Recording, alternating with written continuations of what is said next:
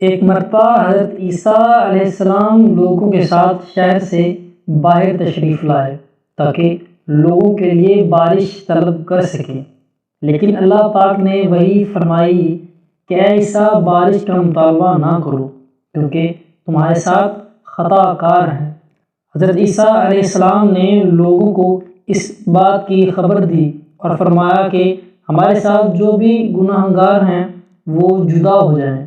راوی فرماتے ہیں سوائے ایک شخص کے تمام لوگ چلے گئے۔ اس شخص کی دائیں آنکھ خراب تھی۔ آپ نے اس سے پوچھا کہ تم لوگوں کے ساتھ کیوں نہیں گئے؟ اس نے عرض کی اے روح اللہ، میں نے ایک لمحہ بھی اللہ تعالیٰ کی نافرمانی نہیں کی۔ ایک دن بلا ارادہ ایک عورت کے پاؤں پر نظر پڑی تو میں نے اس آنکھ کو نکال دیا، اگر میری دوسری آنکھ دیکھتی تو اس کو بھی نکال پھینکتا۔ راوی فرماتے ہیں یہ سن کر حضرت عیسیٰ علیہ السلام رونے لگ گئے، یہاں تک کہ آنسوں سے ریش مبارک تر ہو گئی۔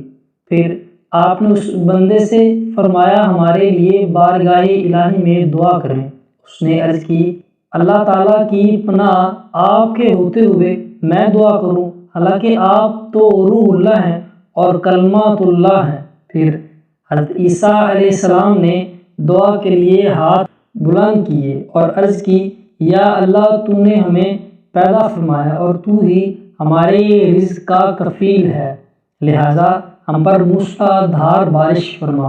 ابھی آپ کی دعا ختم نہ ہوئی تھی کہ باران رحمت برسنے لگی اور تمام شہروں اور تمام مخلوق پر کھل کر برسی۔ اے میرے مسلمان بھائیوں، دنوں اور مہینوں میں گزرنے کے ساتھ زمانے نے ہمیں نصیحت کی۔ ہم نے مسرت کے بعد غم دیکھا اور جان لیا کہ زمانہ اپنے اہل کو مصائب و آلام میں مبتلا کرتا ہے، اور یقین ہو گیا کہ ہمیں بالآخر قبروں کا منہ دیکھنا ہے۔ بس پرہیزگار ہی حقیقی شکر گزار ہیں۔ دنیا نے کتنے چاند جیسے حسینوں کو چھپا دیا اور کتنے محلات و مکانات ویران ہو گئے، اور کیا اب بھی ہماری آنکھیں نابینا یا اندھی ہیں؟ توبہ کہ آنکھیں نابینا یا اندھی نہیں ہوتی، بلکہ وہ دل اندھے ہوتے ہیں جو سینوں میں ہیں۔ اللہ پاک کی ان پر رحمت ہو اور ان کے صدقے ہماری بخشش ہو، آمین۔ ایسی بہت ساری خوبصورت حکایات سننے کے لیے ہمارے چینل کو سبسکرائب کر دیں۔